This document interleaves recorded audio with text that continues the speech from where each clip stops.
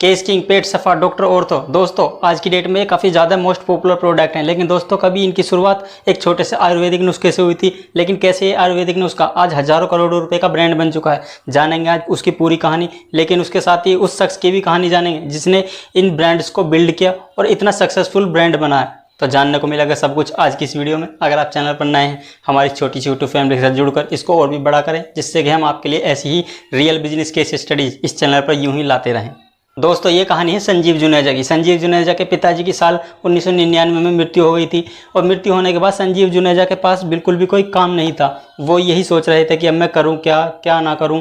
लेकिन उससे पहले उनके पिताजी वहीं पर एक छोटा सा आयुर्वेदिक दवाखाना चलाते थे और उसको संजीव जुनेजा भी देखा करते थे, जिससे उनको भी आयुर्वेदिक दवाओं की अच्छी खासी नॉलेज भी हो चुकी थी और वो इन सब चीज़ों को जान गए थे। इसीलिए उनके पिताजी के जाने के बाद उन्होंने सोचा क्यों ना अपने पिताजी के कारोबार को ही आगे बढ़ाया जाए, और वो पिताजी के उस दवाखाने में ही काम करने लग गए। धीरे धीरे उनका जो काम था वो चलने भी लगा। लेकिन एक रोज उनको एक प्रॉब्लम सामने आई। जब वो एक दिन बाथरूम में नहा रहे थे तो उन्होंने देखा उनके बाल धीरे धीरे कम होते जा रहे थे, और उन्होंने अपनी समस्या को देखते हुए सोचा कि क्यों ना मैं आयुर्वेदिक कोई ऐसी दवाई बनाऊं जिससे मेरे बाल झड़ते हुए रुक जाएं।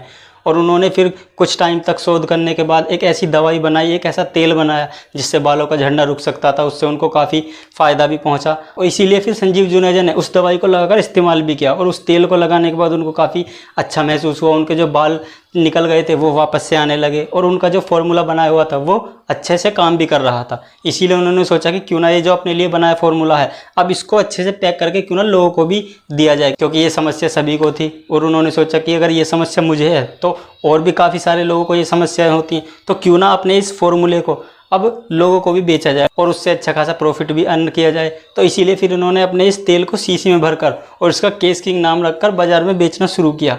लेकिन समस्या ये थी कि एकदम से कोई नया तेल, वो भी आयुर्वेदिक तेल, उस टाइम पर बाज़ार में इतने सारे और भी ब्रांड्स थे जो आयुर्वेदिक तेल या और बालों से झड़ने वाले तेल बेच रहे थे। तो समस्या ये थी कि भैया केस किंग तेल को लेगा कौन, जब इसको कोई जानता ही नहीं है, पहचानता ही नहीं है, तो उसको खरीदेगा कौन। लेकिन इस समस्या का भी इन्होंने समाधान निकाला। ये शुरुआत में अपने तेल को अपनी शीशियों में भरकर उनको दुकानों पर ले जाते थे और मेडिकल स्टोर्स पर ले जाते थे। हालांकि दुकानदार या जो स्टोर वाले थे वो इनका तेल लेते नहीं थे, लेकिन ये अपने तेल की अच्छाइयाँ बताते थे। उनसे कहते थे कि आप ये मेरा तेल रख लीजिए, इसको आराम से बेचिए, जब बिक जाए पैसा बाद में दे देना, कोई दिक्कत वाली बात नहीं।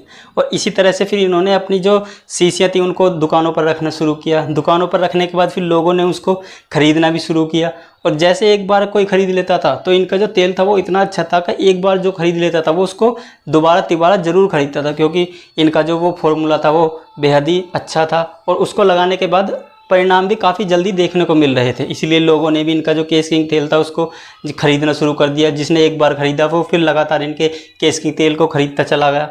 और इन्होंने एक यूनिक मार्केटिंग स्ट्रेटजी अपनाई, जहां पर साल 2008 का वो दौर ऐसा था जहां पर और काफ़ी सारी कंपनियां अपना नॉन स्टिकी ऑयल वजन में बेच रही थी, यानी कि जिससे बाल चिपचिपे ना हो, बाल एकदम शाइन करें। लेकिन दूसरी तरफ संजीव जुनेजा का साफ कहना था कि केस किंग तेल को लगाने के बाद आपके बाल चिपचिपे होंगे, लेकिन चिपचिपे होने से ही वो बाल रुकेंगे, यानी कि चिपचिपे होना कोई बुरी बात नहीं है। तो उनका साफ कहना था कि दूसरे नॉन स्टिकी या शाइनिंग वाले तेल आप तभी तो लगाएंगे जब आपके सर पे बाल होंगे, बाल ही नहीं होंगे तो शाइनिंग वाला तेल कहाँ लगाएंगे। तो इसलिए हमारा केस किंग आप इस्तेमाल करें, बाल चिपचिपे जरूर होंगे लेकिन आपके बाल जो गए हुए हैं वो वापस आ जाएंगे। इस तरह से इन्होंने उस दौर में साफ कहा कि हमारे तेल से बाल चिपचिपे होंगे, और ये इनका जो मार्केटिंग स्टेप था ये काफ़ी केस किंग तेल के लिए काफ़ी अच्छा साबित हुआ, क्योंकि जिस भी लोग ने उनका तेल इस्तेमाल किया वो वापस से इनके तेल को बार बार खरीदता चला गया, जिससे कि इनके प्रोडक्ट के लिए मार्केट में एक ट्रस्ट बिल्ड हो गया और लोग धीरे धीरे फिर इनके जो केस किंग तेल था उसको खुद अपने मुंह से कहकर भी मांगने लगे थे।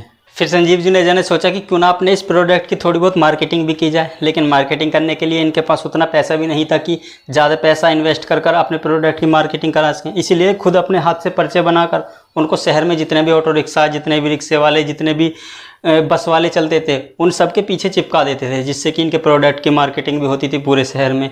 इस तरह से इनका मार्केटिंग का सिलसिला शुरू हुआ और फिर धीरे धीरे इनकी 1 बोतल, 2 बोतल, 3 बोतल, धीरे धीरे करके इनकी जो तेल की बोतलें थी वो बिकने लगी।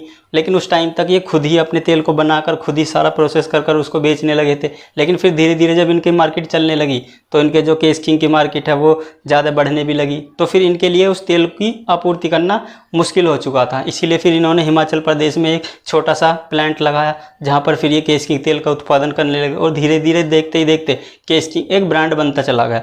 और इन्होंने खुद भी ये उम्मीद नहीं की थी कि मेरा जो छोटा सा आयुर्वेद का जो फॉर्मूला बनाया हुआ है वो इतना बड़ा हिट हो जाएगा।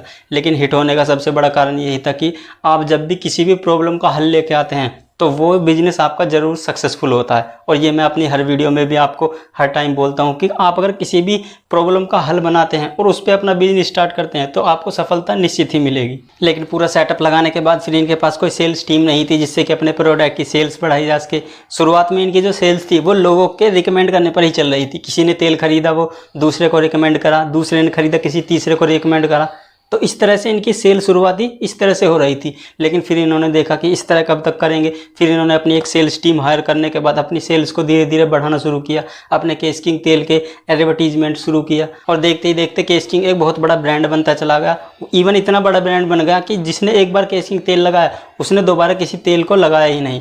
धीरे धीरे जो केश किंग की मार्केट थी वो बूस्ट होती चली गई। फिर एक दिन संजीव जुनेजा के पास एक ऑफर आया कि क्या आप अपना केश किंग का ब्रांड बेचेंगे। लेकिन उस समय तक संजीव जुनेजा को भी पता नहीं थी कि ब्रांड क्या होता है या ब्रांड नाम भी बिकता है। उनको भी पहली बार ये सब चीज़ें पता चल रही थी। और जब उन्होंने इस ऑफर को देखा कि किस कंपनी से आया है तो वो था इमामी से।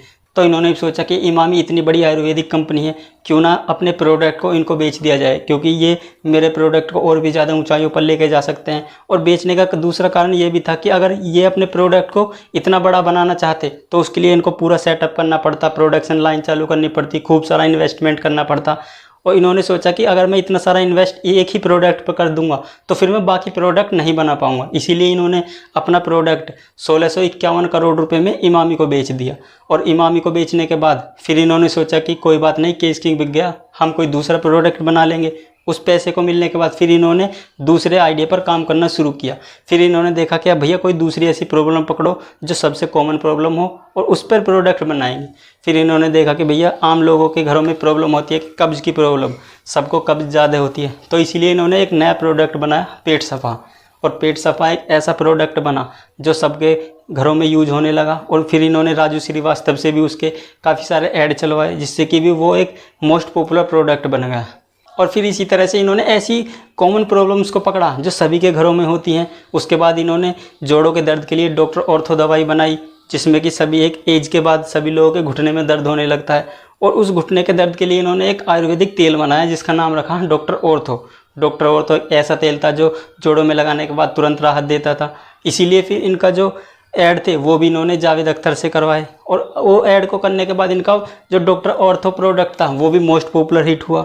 इसी तरह से फिर इन्होंने एक और प्रॉब्लम पकड़ी कि क्यों ना जो महिलाएं हैं उनके चेहरे पर दाग धब्बे या जो उनको काफ़ी सारी परेशानियां होती हैं, क्यों ना उनके लिए भी कोई ऐसा आयुर्वेदिक नुस्खा निकाला जाए जिससे कि वो आसानी से उसको यूज कर सकें और ना उसके कोई साइड इफ़ेक्ट हो। इसीलिए फिर इन्होंने एक और अपना नया फॉर्मूला रूप मंत्रा लॉन्च किया। रूप मंत्रा भी इतना पॉपुलर हुआ कि उसके भी नए नए प्रोडक्ट फिर इन्होंने मार्केट में उतारे और उनको भी पब्लिक का काफ़ी ज़्यादा प्यार मिला। इस तरह से इन्होंने अपने एक प्रोडक्ट को बनाकर उसको बेचने के बाद भी कई सारे और नए ब्रांड मार्केट में खड़े किए। और वो सारे ही ब्रांड आज मार्केट में सक्सेसफुली रन भी कर रहे हैं, जिससे कि हज़ारों करोड़ का रेवेन्यू भी आज ये जनरेट कर रहे हैं। तो इस तरह से एक छोटा सा नुस्खा वो पूरी तरह से ब्रांड बना। तो दोस्तों आज की इस स्टोरी में इतना ही। वीडियो कैसी लगी कमेंट में अपना ज़रूर दें। Thanks for your valuable time.